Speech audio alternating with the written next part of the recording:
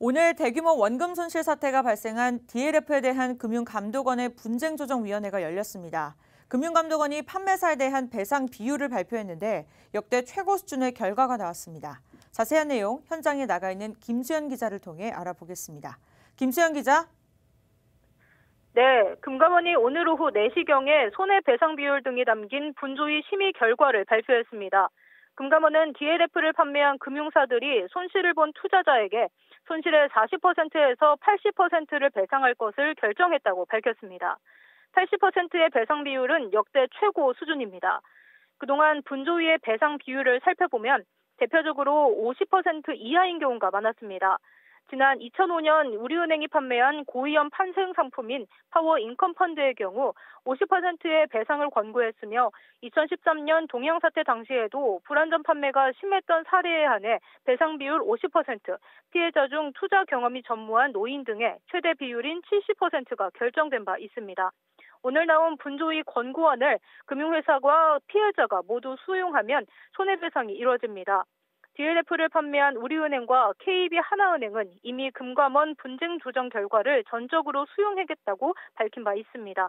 다만 피해자 측의 권고안 수용은 쉽지 않아 보입니다.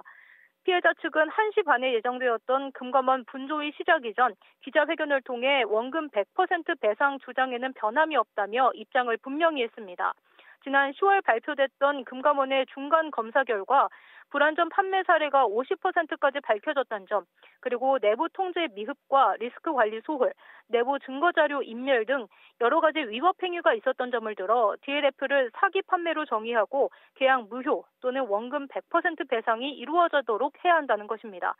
이에 더해 오늘 금융위 결과는 270여 건의 분쟁 조정 신청 중 대표 사례 6건만을 대상으로 이루어졌는데 다수 피해자 구제를 위해서는 집단 분쟁 조정의 방식으로 해결해야 한다는 뜻도 피력했습니다. 이 상품의 제작 과정, 그다음에 판매 과정, 이 전체적으로 전부 다 사기다. 검찰에 수사 의뢰해서 100% 배상해야 된다.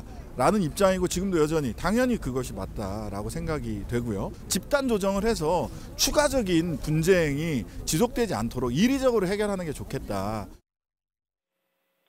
역대 최고 배상 비율이라는 판결이 나온 DLF 사태. 판매사 측과 피해자 측 간의 원만한 해결점이 마련될 수 있을지 관심이 쏠립니다. 지금까지 금융감독원 본원에서 박스뉴스 김수현입니다.